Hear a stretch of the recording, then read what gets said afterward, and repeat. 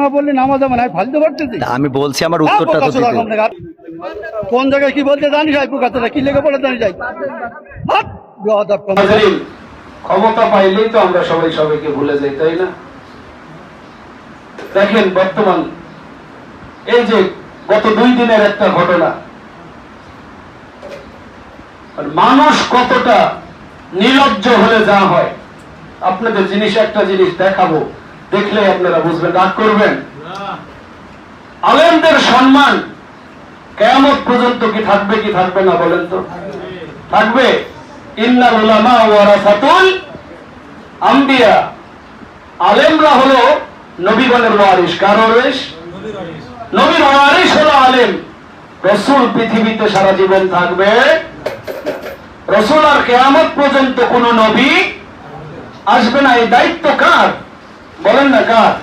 আলেমদের উপরে। কার? এই দায়িত্ব হলো আলেমদের প্রতি।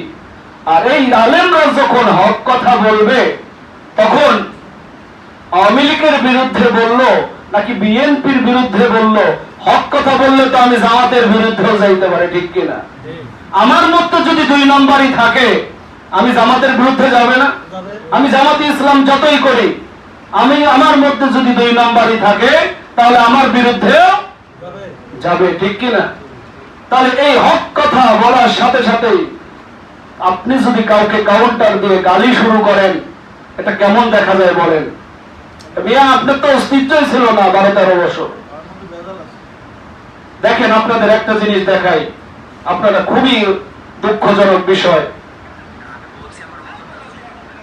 একটা মানুষকে সোজা করে দেবো কিন্তু একদম বিয়াদব লোক কম দেখা ভগর ভগর করতে আমি খাবার দেবো, একটা চোখ বাসটা করে দেবো কিন্তু একদম। আমি প্রশ্ন করলাম যে একজন লোক বলতে তো আলমদের শুনলে নামাজ পড় না, শুরু না বললে নামাজ হবে না, ফালতু পারতেছি। আমি বলছি আমার উত্তরটা তো দিতে। কোন জায়গায় কি বলতে জানি যাই, পোকাতটা কি লেগে পড়ে জানি যাই। সামনে এইটা হচ্ছে সাতক্ষীরায় কবির বিন সামাদ নামে এক আলেম। কবির বিন সামাদকে বলছে যে, এলাকার চেয়ারম্যান এসে বলছে যে, হুজুর আপনাদের আলেমদের মধ্যে এত দ্বিধাদ্বন্দ্ব কেন, এত দল কেন? ইনি সাবলীল ভাষায় উত্তর দেবে, ইনি প্রশ্নের পর প্রশ্ন করতে আছে। এখন বলেন, প্রশ্ন যদি আমাকে 10টা করেন, উত্তর তো একটা দেওয়ার সুযোগ দেবেন, তাই না?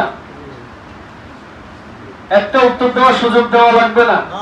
উনি বলছে যে আপনি তো বগর বগর করেই যাচ্ছেন, আমাকে উত্তর দেওয়ার সুযোগটা তো দেন। এই যে বগর বগর করছে, এই কথাটা বলার সাথে সাথে মুখে যা আসে সর দিয়ে চাপার দাঁত উড়ে দিবে, মুখে যা আসে অশ্লীল ভাষা, সব ভাষায় গালিগালাজ দেওয়া শেষ। বলেন, এই যদি হয় আলেমদের সাথে ব্যবহার, 15-16 বছর তো আপনাদের অস্তিত্বই ছিল না, আপনাদের টিকিয়ে রাখছে তো আলেমরা, ঠিক কিনা বলেন? আপনাদের পক্ষে কথা বলে বাংলাদেশের আলেমরাই কথা বলছে। আপনারা তো ইন্দুরের গাতে ছিলেন, ইন্দুরের গাতে